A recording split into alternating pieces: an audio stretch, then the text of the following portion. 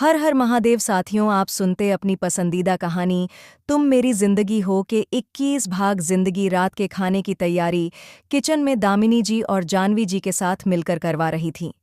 तभी उसका फोन बजा, जो कि फ्रिज पर रखा हुआ था। जिंदगी, फोन बज रहा है, देखो किसका है। जानवी जी ने आवाज लगाई। मम्मी थोड़ा देख लो ना, हाथ में घी लगे हैं, जिंदगी बोली। वह बाटी बनाने के लिए आटा में घी मिला रही थी। ये लो। आते हुए जानवी जी ने फोन जिंदगी के हाथों में थमा दिया। जाओ जाकर देख लो, उन्हें क्या चाहिए। किसको? वॉश बेसिन में अपने हाथ धोते हुए जिंदगी ने पूछा। वही जो तुम्हें फोन कर रहे हैं, कुल 4 मिस कॉल है, इसी घर में रहकर, दामिनी जी ने मुस्कुराते हुए कहा। जिंदगी न समझी में उनकी तरफ देख रही थी, जबकि जानवी जी ने हल्के से मुस्कुराते हुए सर झटक दिया। इस लड़की को कभी भी किसी चीज का ध्यान ही नहीं रहता, जरूर कुछ गड़बड़ करके आई होगी। अरे आप लोग बताएंगे भी किस लिए मुझे डांटा जा रहा है, जिंदगी पूछ रही थी। ये अपना फोन पकड़ो और जाकर देखो, साहिर सा क्यों तुम्हें बुला रहे हैं, राणा सा मुझे फोन कर रहे हैं। जिंदगी ने मिस कॉल पर उनका नाम देखते हुए हैरानी जाहिर की। तब तक साहिर की आवाज सुनाई पड़ी। छोटी माँ सा, काकी सा। जानवी जी और दामिनी जी दोनों झटके से पीछे मुड़कर देखने लगी। हाँ कहिए साहिर, कुछ चाहिए क्या? अब तो साहिर से कुछ बोला ही नहीं जा रहा था। दरअसल बड़े राणा सा की स्टडी में बात करते करते इन लोगों के खाने का टाइम हो गया था, और साहिर ने जो पेन किलर लिया था उसके असर का भी टाइम खत्म हो चुका था। अब साहिर के हाथ में पेन हो रहा था। इसी तरह से जपत करके तो वह वहां पर बैठा हुआ था, लेकिन दर्द अब इस हद तक बढ़ गया था कि जिसके कारण उसे हाथ उठाया नहीं जा रहा था। प्रेम ने वहां से सबको डाइनिंग टेबल पर बैठने के लिए कहा, तो अब साहिर के लिए बड़ी मुश्किल हो गई थी। डाइनिंग टेबल पर तक आकर उसने एक गिलास पानी भी उठाना चाहा तो दाहिना हाथ उसके लिए तैयार नहीं हो रहा था। दाहिने हाथ में चोट लगी थी। अगर खाना ढंग से नहीं खाता तो प्रेम को समझ में आ जाता, नहीं तो कोई ना कोई तो जरूर पकड़ लेता। खाना अपने कमरे में भी नहीं मंगवा सकता था, क्योंकि उस पर भी प्रेम की नाराजगी आ जाती। कुल मिलाकर उसने सोचा था कि जिंदगी को लेकर जो उसने बाहर जाने का प्रोग्राम बनाया है, वह कुछ देर पहले ही लेकर निकल जाए, ताकि डॉक्टर से दवाई भी ले ले और साथ में घर लेट आने पर खाना कमरे में ही मिल जाए। इसलिए वह जिंदगी को कॉल कर रहा था कि वह बाहर आए तो शायद केवल एक मैसेज छोड़कर वहां से निकल जाएगा, लेकिन जिंदगी फोन उठा ही नहीं रही थी। मजबूरी, अब जब उसे रसोई में घर में आना पड़ा तो यहाँ पर जानवी जी और दामिनी जी को देखकर उसे समझ में ही नहीं आ रहा था कि क्या कहकर वो जिंदगी को यहाँ से निकाले, जबकि दोनों औरतों के साथ जिंदगी भी साहिर को रसोई घर में देखकर हैरान थी, और उन्हें समझ में नहीं आ रहा था कि साहिर को क्या चाहिए, क्योंकि जनरली प्रतापगढ़ में तो कभी भी साहिर रसोई घर में नहीं आता था। जो भी चाहिए होता था उसकी एक आवाज़ पर हाजिर होता था। अभी फिलहाल दरवाजे पर खड़ा था, यानी कि ऐसी क्या जरूरत पड़ गई? क्या हुआ साहिर, सा कुछ चाहिए क्या? दामिनी जी ने साहिर के नजदीक आते हुए पूछा। वह काकी सा, मैं जिंदगी को। साहिर को समझ में ही नहीं आ रहा था कि वह क्या बोले। जिंदगी इधर आराम से मम्मी और काकी को साहिर से पूछते हुए देखी तो खुद फ्रिज की तरफ चल दी। इतना दिमाग चलने कौन जाए कि सामने खड़ा उसका पति है और वह उसे कुछ काम के सिलसिले में यहाँ आ सकता है। अरे, मैं कब से इसको कह रही हूं कि जाकर देखो, लेकिन ये लड़की मेरी बात सुने तब ना। जानवी जी साहिर की झिझक समझ गई थी। जाओ देखो जिंदगी, साहिर सा को क्या चाहिए। जानवी जी ने जिंदगी को जाने का इशारा किया, लेकिन जिंदगी को इतनी जल्दी कुछ समझ में आए? तब तो आंखों ही आंखों में जिंदगी कोई इशारा कर रहा था कि यहाँ से निकले, और जिंदगी को समझ में नहीं आ रहा था कि साहिर उसे बुला क्यों रहा है। ऐसी क्या बात करनी है जो कि उसे ऊपर आने का इशारा किया जा रहा है? पर आपको चाहिए क्या, यहीं पर बता दीजिए, मैं लाकर दे देती हूँ। पानी पीने के लिए जिंदगी ने फ्रिज खोलते हुए पूछा। साहिर ने अफसोस से जिंदगी की तरफ देखा। वैसे भी इस लड़की से समझदारी की उम्मीद साहिर को तो बिल्कुल नहीं थी, इसलिए उसने जिंदगी को इनकार में सर हिला दिया। वह छोटी माँ, मैं जिंदगी को लेकर कुछ देर के लिए बाहर जाना चाहता हूँ, अगर आप लोग परमिशन दे। साहिर ने रुकते अटकते हुए अपनी बात पूरी कर दी। हे भगवान! साहिर की बात सुनकर जानवी जी और दामिनी जी दोनों के चेहरे पर मुस्कुराहट फैल गई।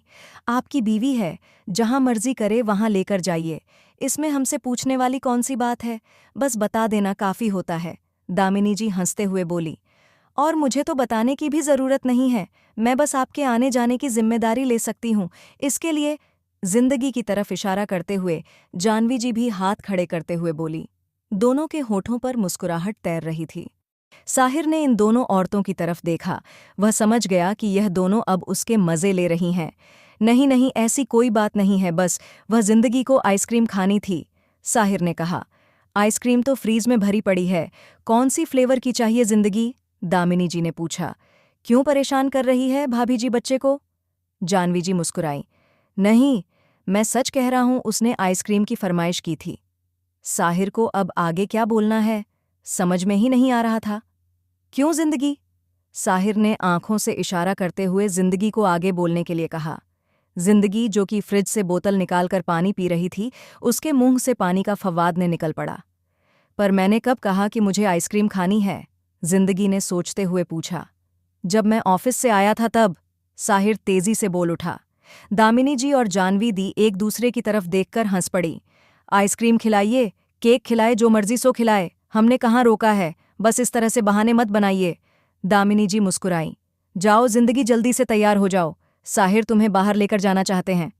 जानवी जी ने जिंदगी के हाथ से पानी का बोतल लेकर वापस फ्रिज में रखते हुए कहा। पर मैंने कब कहा कि मुझे आइसक्रीम खानी है? जिंदगी को समझ में नहीं आ रहा था, जबकि साहिर उसे आंखें छोटी करके कुछ इशारा कर रहा था। तभी अचानक से जिंदगी का ध्यान साहिर की चोट पर गया। वह तो इन्हें इंजेक्शन लेने जाना है। अचानक से जिंदगी के दिमाग में स्पार्क हुआ। अच्छा ठीक है, मैंने कहा था, मुझे याद आ गया, मैं जा रही हूँ। राणा सा जल्दी से आइए, मैं आपके कपड़े निकालती हूँ। जिंदगी उल्टे पांव कमरे की तरफ भागी।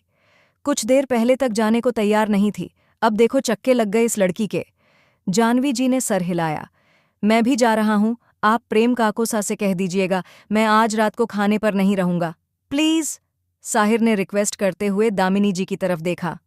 अरे जाइए, आप आराम से मजे कीजिए, यही तो टाइम है घूमने फिरने का, उसके बाद तो कोई चाह कर भी नहीं निकल पाता है।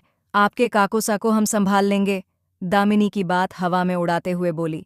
थैंक यू काकी सा, साहिर तेजी से वहां से निकलते हुए बोला। अरे साहिर साहब, पहले बात तो बताइए, डिनर पर लेकर जा रहे हैं? दामिनी जी ने मजाक करने के अंदाज में पूछा, लेकिन साहिर तब तक 9-2-11 हो चुका था। हद हाल है इन लोगों का। इन दोनों के जाते ही दोनों औरतें खुलकर हंस पड़ीं। आज हंसी के फव्वारे ही छूटेंगे या फिर भोजन वोजन भी मिलेगा? प्रेम जी ने रसोई के अंदर पैर रखते हुए पूछा। देख लो, यही कारण है जिसके लिए लड़के सही काम के लिए भी गलत रास्ता अपनाते हैं। सीधे रास्ते पर इतने पहरी हैं कि लड़कों को चोर दरवाज़ा अपनाना ही पड़ जाता है, और उसके बाद यह चिल्लाते हैं कि दरवाजे से क्यों नहीं गए। दामिनी जी ने कुछ जताने वाले अंदाज में जानवी जी से कहा, जो कि बाटी की लोइयां बना रही थी। जानवी जी मुस्कुरा दी। मतलब? प्रेम जी समझ नहीं पाए। फिर अगले ही पल उनको एहसास हुआ कि हो सकता है घर में हो रही बात कुछ दामिनी जी के कानों तक गई होगी, और अर्जुन को डांटने के कारण वह उनसे नाराज हैं, या फिर अर्जुन ने खुद आकर अपनी माँ से सारी बात बता दी होगी। उन्होंने तुरंत दामिनी जी पर पलटते हुए कहा, आपके लड़के एक नंबर के नालायक हैं, एक काम ढंग से करते नहीं हैं, ना कुछ समझते हैं और ना ही कुछ समझना चाहते हैं। फिर जब फंस जाते हैं तो सामने सर झुकाकर खड़े हो जाते हैं। अच्छा। दामिनी जी गैस कम करके प्रेम जी की तरफ पूरी तरह से मुड़ते हुए बोली। उन्होंने अपने दोनों हाथ अपने सीने के आसपास बांध लिए थे, जैसे कि प्रेम जी की क्लास लगाने के मूड में आ गई हो। अब ऐसे हमें क्या देख रही है, जाइए जाकर अपने बेटे से पूरी बात पूछिए। प्रेम में सर हिलाकर बाहर निकलने को हुए। बात अर्जुन की नहीं, साहिर की हो रही है, दामिनी जी पीछे से बोली। प्रेम तुरंत पीछे मुड़ गया। अब साहिर ने क्या किया? कुछ नहीं। साहिर सा को जिंदगी को लेकर बाहर खाना खाने जाना था, और उन्होंने कहा है कि हम आपको यह बात बता दें ताकि आप उनके पीछे पड़े नहीं। मैं किसी के पीछे नहीं पड़ता। प्रेम ने बाहर की तरफ कदम बढ़ा दिए थे। प्रेम को अचानक कुछ याद आया, पर इतनी रात को बाहर क्यों जाना था? ये लड़के बिना मुझे जिंदा नहीं रहने देंगे। प्रेम तेजी से बाहर निकला, तब तक जिंदगी की नई गाड़ी के स्टार्ट होने की आवाज सुनाई पड़ी। ये कभी नहीं सुधरेंगे। प्रेम ने अपना सर पकड़ लिया। वो सुधरेंगे या बिगड़ेंगे यह तो मुझे पता नहीं, लेकिन आप बच्चों के पीछे जाने का सोचेगा भी मत। कम से कम कुछ देर तो उन्हें एक साथ अकेले रहने दीजिए। दामिनी जी हाथों में कलछी लिए बोली। बस यही बाकी रह गया है। जितेंद्र जी प्रेम जी के कंधे पर हाथ रखते हुए कहा। प्रेम ने जब पलटकर जितेंद्र जी की तरफ देखा तो जितेंद्र जी ने हंसते हुए कलछी की तरफ इशारा कर दिया। जितेंद्र जी का इशारा समझकर दामिनी जी के ऊपर तो घरे पानी फिर गया था। वह तो बस खीर चला रही थी, इसलिए कलछी उनके हाथ में था। उन्होंने तुरंत कलछी खीर के बर्तन में डाल दी। यह एपिसोड आपको कैसा लगा, कमेंट करके जरूर बताएं। मिलते हैं अगले भाग के साथ। तब तक के लिए वीडियो को लाइक और चैनल को सब्सक्राइब करना मत भूलिएगा। खुश रहिए, स्वस्थ रहिए, मस्त रहिए और यही यूट्यूब पर मिलते रहिए। कहानी अगर पसंद आती है तो उत्साहित भी किया कीजिए। आप सुपर थैंक्स के माध्यम से मुझे प्रोत्साहन भी दे सकते हैं और साथ में अपने दोस्तों के साथ इसे फेसबुक और व्हाट्सएप पर शेयर भी कीजिए। इस चैनल पर मिलेंगे आपको दिल छू लेने वाली मनोरंजन, पारिवारिक और शिक्षाप्रद कहानियां और हर कहानी के रेगुलर अपडेट मिलते हैं अगले भाग के साथ। हर हर महादेव।